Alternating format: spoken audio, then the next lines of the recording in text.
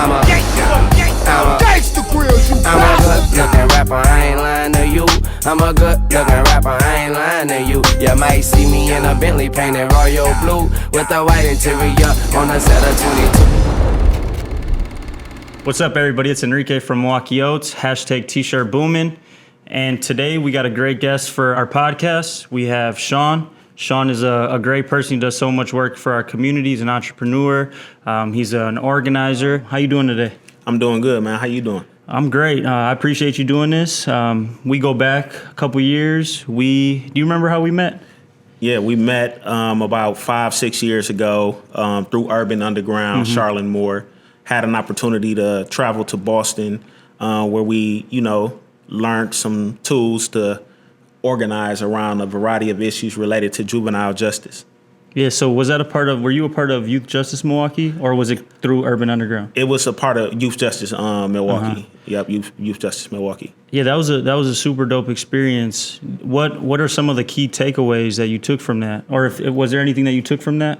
Absolutely. I think the opportunity to build relationships with individuals like yourself and other folks who were on that trip, and also meet other folks throughout the country who are doing some amazing work around juvenile justice. As we know, we are living in a country where mass incarceration affects us all. And the biggest funnel into our adult system is through the juvenile justice system. So I really appreciated the opportunity to build relationships with advocates who are intent on dismantling that system. Yeah, no, that was just a really cool opportunity, not only because we learned a lot, but because we got to go to a different state to kind of like organize and to learn different like ways people organize from different people all over the city and all over the country. Yep. How did you get connected with Urban Underground? Like I was at Urban Underground through Public Allies, and that was the reason why like I was connected with Charlotte and those organizing efforts. So when you came on a week before that. And I think that's where we met. Yeah. How did you get connected to Charlotte, and why did you think it was important to get involved? It's weird. It's not weird how Charlotte and I got connected. I think it's interesting how she and I got connected. We both played for a local Milwaukee kickball team, and prior to us, going out on the field to play kickball. A gentleman by the name of Mikhail and I were having a conversation about just, criminal justice reform, things that are happening here in the city of Milwaukee around justice, incarceration, etc. And Charlene was probably standing about 5-10 feet away. And I guess I was talking loud enough where she was able to overhear me. And so as I was talking about, my experience and, being sent to prison as a 17-year-old kid, Charlene overheard that and she was like, "Hey, I need you." And at the moment, I didn't understand, what she meant. I was like, "You need me? Okay. Whatever you need, I'm here." And so about a week later, she shoot me a text and gave me some information about, the trip to Boston with Youth Justice Milwaukee Youth First Initiative, which is the parent company of Youth Justice Milwaukee at the time. I got that information. It looked interesting. She put me in a group chat, and I got the opportunity to meet everyone else in the group chat. And the rest is history, man. The rest is history. That's how I got connected with Charlene Moore, Youth Justice Milwaukee, and Urban Underground. Yeah, so why do you think that type of work was important? Like, what made you stay in that type of work? Or what made you even agree to say, yes, Charlene? Like, if you just met her a week later, she's trying to, like, have you sent to Boston and do some organizing stuff. What was the fuel behind that fire? Well, I think, so at the time, I probably had been home from prison probably about 6 months. Probably more, a little bit longer, but one of the things that I said while I was in prison was that I wanted to come home and begin to undo the harm that I've caused. I wanted to, contribute to my community. I wanted to be an asset to my community. And so I was looking for any and every opportunity to not only share my story, but also provide and offer some solutions to the problems we are facing as a city. And so when Charlene told me about Youth Justice Milwaukee, the work that you all were doing, told me about, Urban Underground, and I was able to witness and see this firsthand, and not only witness and see it firsthand, but also hear the passion in her voice and understand that, this is a woman who is committed to this work. This is a woman who is committed to the young people who were coming through her organization. And this is someone that I wanted to be aligned with. This is someone that I wanted to join forces with. And so she pretty much gave me the opportunity to share my story. She gave me the opportunity to provide and offer solutions to the problems that are ripe within the criminal legal system. And from that point on, man, my life has, continued to change. What is your story like? You talked about going to prison and then wanting to make a change. So, like, what's your story even before then? Like, are you from Milwaukee? Or Absolutely. Born and raised. So I'm born and raised here in Milwaukee, Wisconsin. Grew up in the 53206 zip code. What is that? Why is that important? I wouldn't necessarily say that it's important, but when I say that I grew up in a 53206 zip code, this is a zip code that is infamously known as having the highest incarcerated population in the country. And so I am someone from that zip code proudly. And though I grew up in that zip code, I also became a statistic from that zip code because I found myself incarcerated.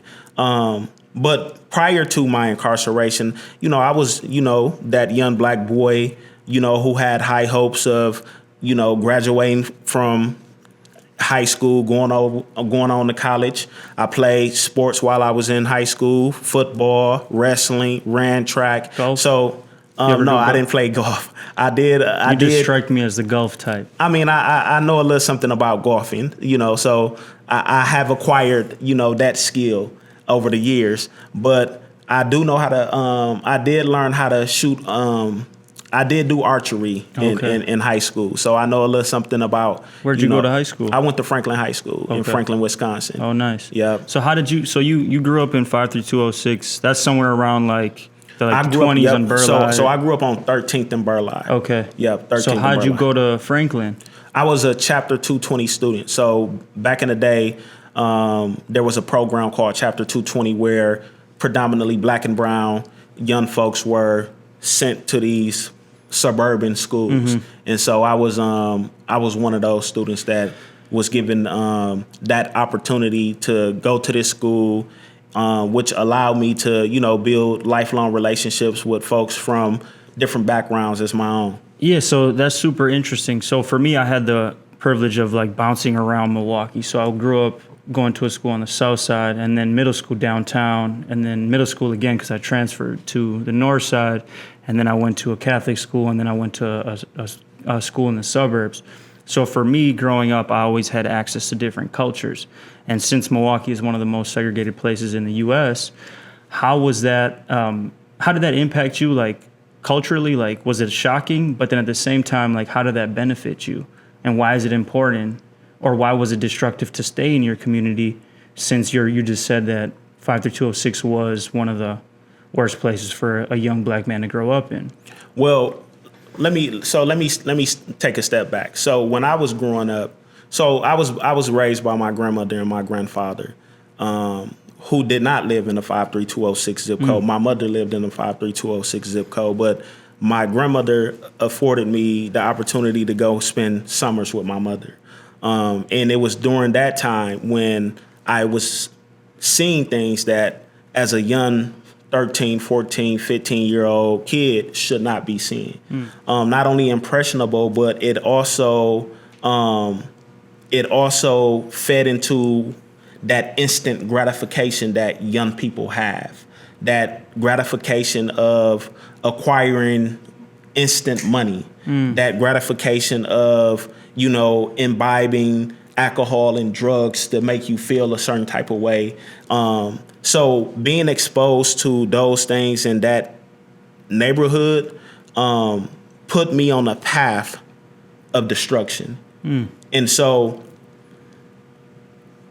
this neighborhood was not always the highest incarcerated zip code in the country. Right. This is a neighborhood, and this is the narrative that I try to get out there whenever I have conversations about the 53206 zip code. This is a neighborhood that has black and brown homeowners. This is a neighborhood that has black and brown business owners. This is a neighborhood that has families who are seeking a better life for them and their children and their grandchildren. However, the opportunities that once resided in this zip code is no longer there. And so what you have is a survival of the fittest. And so we turn on one another and perpetuate and perpetrate violence against one another to get ahead. So it's like a community with a rich history, rich like community, but since like these systemic systems are set up to make these people, these neighbors, this community fail, people are turned to Absolutely. like these drugs. They're exposed to the things that you were just talking about. Yeah. So when you got out of that, and you had access to Franklin, because Franklin's like a wealthy community. Yep. So when you were exposed to those type of things, what clicked in your brain? It wasn't a shock. I know you had mentioned or had asked early on if it was a shock. It wasn't so much of a shock because, you know, these were things that my grandmother exposed So she was already like giving you that access. Absolutely. I already had, you know, access to all of these things. I was, you know, a spoiled brat, to keep it 100. That decided to make a poor decision, that decided to give in to peer pressure.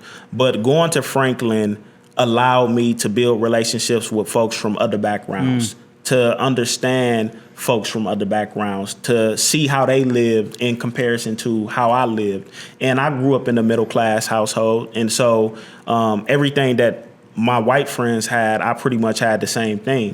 One of the things that I did notice within white households was that they were struggling with and suffering from the same thing that black and brown folks struggle and suffer from. However, it's just not broadcast on the news. It's just not aired out, you know, to the public the way that things are broadcast and aired out in black and brown communities. So almost like the messaging, you were able to realize the type of messaging that you were getting wasn't accurate to. Absolutely. I mean, to of course, specifically just you.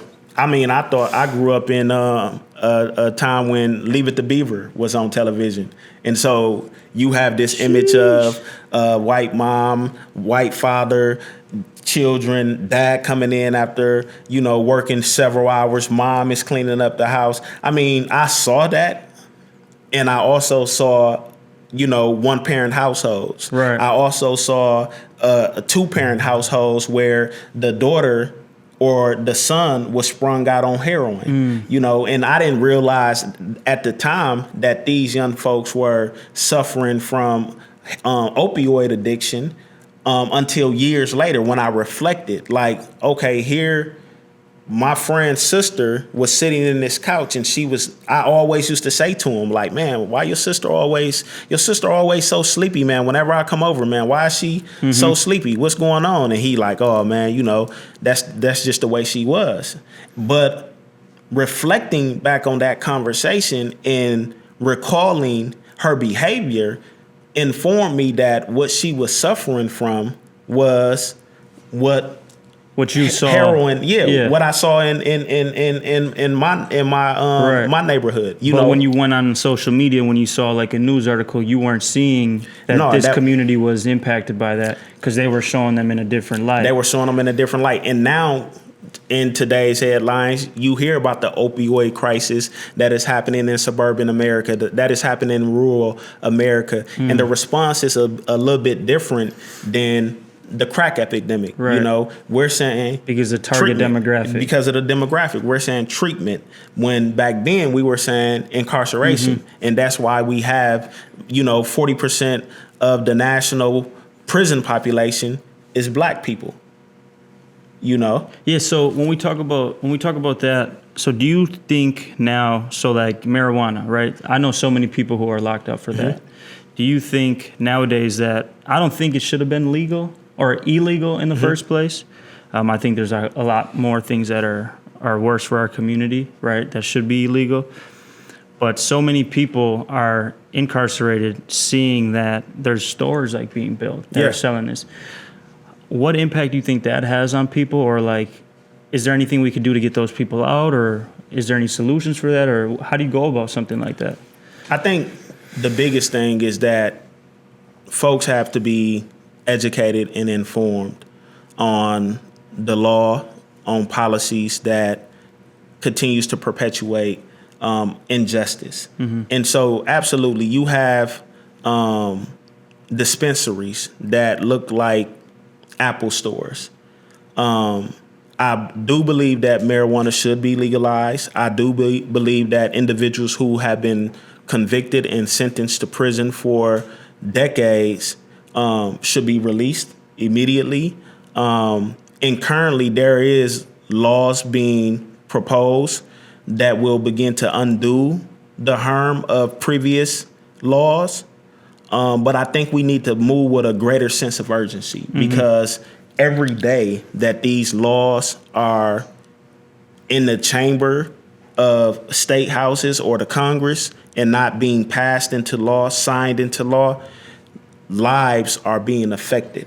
Children, spouses, significant others are going day after day without their loved one in their life as a result of indiscretion, not even an indiscretion, but as a result of entrepreneurial pursuit that is now legal. So not only is it impacting that person who's being incarcerated, it's impacting families. Absolutely. And families are impacting the communities, and then that turns into a 53206. Yep. So if these laws are targeting a specific demographic of people, they're ruining specific communities. Absolutely. And they're creating this systemic like oppression that's going to be hard to overcome because it's in the law. Yep. Are there any other laws that you see that are like super injustice that need to get fixed now? And like, can you talk about like the work that you're doing to make sure that they get reversed or that those laws are changed? So right now, our organization, Dream Corps, I'm the national organizing director for this organization. We're working in Congress to get a piece of legislation called the Equal Act passed. Now, what the Equal Act does is it gets rid of the disparity between crack and powder cocaine. Right now, the disparity is 18-1. So you can get caught with, say, for example, 10 grams of powder cocaine. I can get caught with 10 grams of crack cocaine. I can be sentenced to 100 years as a result of being in possession of 10 grams of crack. You can be sentenced to a year. Is it because it's like a manufactured substance or like what? What makes it 18-1? Or is it just because of like the politicians were like, all right, these are the people who sell it? Or, I believe that plays. I believe that plays a lot into it. That the people who use crack cocaine look more like you and I, and the people who use powder cocaine looks like the politicians that makes the law. And so we know that race is a factor. We know that most of the individuals who are incarcerated for drug cases are black and brown, nonviolent offenses, mind you. And we have legislators who always talk about, let's release nonviolent individuals. Well, these are some folks that should be high on the list. These are individuals who are in prison for 10, 20, 30 plus years for nonviolent offenses for a drug that if they would have been in possession of powder, they would have received a slap on the wrist or a lighter sentence. And so our organization is working to get that piece of legislation passed, which will bring thousands of individuals home to their families and their loved ones once that law is signed into law by the president. Okay. Are there any other laws that you see that are super unjust? Well, here in Wisconsin, and let's, just to bring it home, here in Wisconsin, we have a prison population of over 24,000. Mind you, Wisconsin's prison system was designed for a population of 17,000. So one, we're overcrowded. Two, we have laws on the book that continue to contribute to that overcrowding. Truth in Sentencing, which basically was passed in 1999, December 31st, 1999 at 12 a.m. This law went into effect. And what that law does basically is if you are sentenced to 5 years in prison, that means you serve 5 years. No getting out early, no going to parole and getting granted early release. That means you serve 5 years. Prior to Truth in Sentencing, there was there was parole.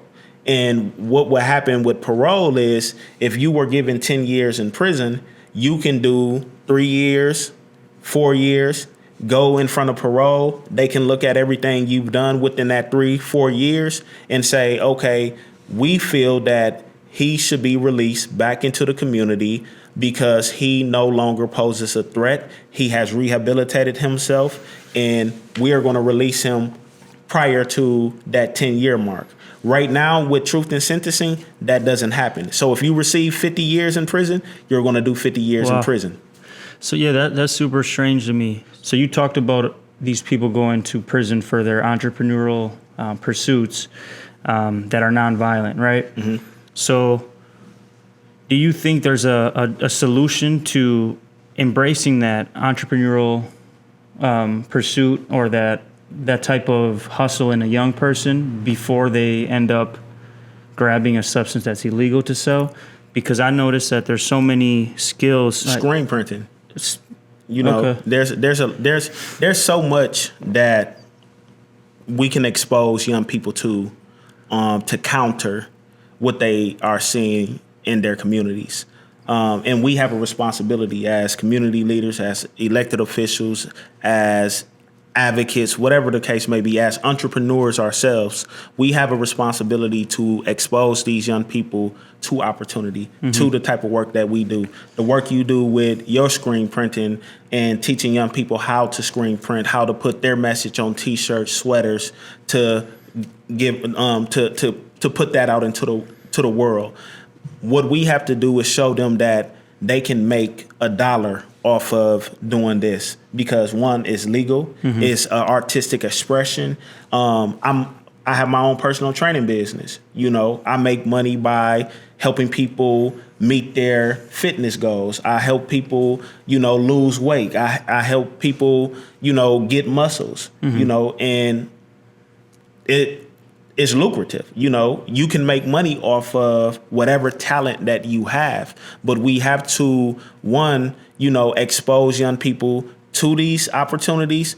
Second, we have to listen to young people and see what their interests are, and then continue to expose them and connect them to where their interests lie, and let them know that there may be an opportunity to monetize this. And if they're able to monetize it, guess what? They're not going to be interested in going to sell no drugs. Right. They're not going to be interested in going to pick up a gun and robbing someone or stealing and taking from someone else what doesn't belong to them. So we have to figure out what it is that young people are good at, what their interests are, and expose them to those things and put them in a surrounding of like-minded individuals that's going to continue to encourage and push them to do that which is right. Yeah, so when I think of an entrepreneur, I think of an innovator, I think of a leader, I think of somebody who takes nothing and turns it into something. For me, that's like a magician. That's like somebody who can plant a seed and now they have a crop, right? Yep. So that's a skill. And I feel like in order to better Milwaukee, better the community that I'm in, we need to foster that type of skill. We need to embrace those type of people and just expose people to that kind of stuff more often, because those are the people who are going to create change in our communities for a positive change. So you talked a little bit about personal training, and you talked a little bit about like fixing the justice system. So for me, when I see you, why would I listen to you in either of those topics? Well, I'll start with the personal training. I mean, that's one reason why you'll listen to me. So you do this shit? Well, absolutely. I don't only look the part, but I understand and I know the science behind it. And so I can sit up here, and anyone can sit up here and tell you how to go about losing weight. But if they're not able to give you a plan of how you actually do it, they're not helping you in no way. Right. So that's one, as it relates to The fitness. The fitness. And two, you should practice what you preach. I practice what I preach. I work out consistently. I eat, I eat well throughout weekly and throughout the day. And so I practice what I preach. And that's why people listen to me, because I not only look the part, but when I open up my mouth, I know what I'm talking about. Right. And so that's one reason why people would listen to me on the fitness piece. As far as criminal justice reform, there's a brother by the name of Glenn Martin who founded an organization called Just Leadership USA. He coined a phrase that said those who are closest to the problem are closest to the solution, right, but furthest away from the power and the resources to change their condition. And so what that means is that individuals who are proximate to the issues that are impacting them are the best suited to come up with the solutions to solve their problems. Right. And so me, as someone who was sent to prison as a teenager and educated myself on this system and developed an analysis on the cause of the problems within this system, in addition, came up with viable solutions that not only I can put forth, but elected officials, policymakers, organizations, and other advocates who are out in the world, wanting to do something good. Right. People are able to listen to me because I'm proximate to the issues that, So it almost sounds like, so this is what I'm hearing. It sounds like the reason why you're qualified to talk about these things or show people these things is because you're actually doing it. Like you're actually a part of it and you know what's happening. Absolutely. So one thing that I practice, I practice what I preach, and I live by that kind of mentality. Whereas if you don't know what you're talking about, please don't misguide the next generation or misguide your peers on how to make the change if you have no idea. So when I think of our local electeds, I think of politicians. They don't look like the people that they're impacting. They don't kind of connect with the people, but yet they have this power to kind of like change the situations. But like, how do they connect, or how do they find the solution if they don't connect? You know what I'm saying? Mm-hmm. Like, is there, like, because almost in a way, I feel like you're better fit, no pun intended, you're better fit to make change in the community, but yet you hold no elected seat.